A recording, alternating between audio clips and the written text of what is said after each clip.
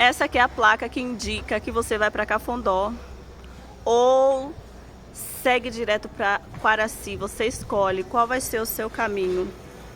Aí segue direto aqui, Quaraci, lá na frente, praça principal de Itapitanga.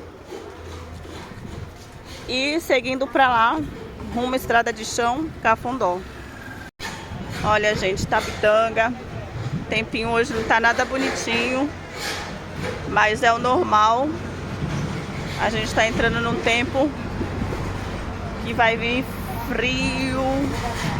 Apesar que não tá frio, né? Tá calor.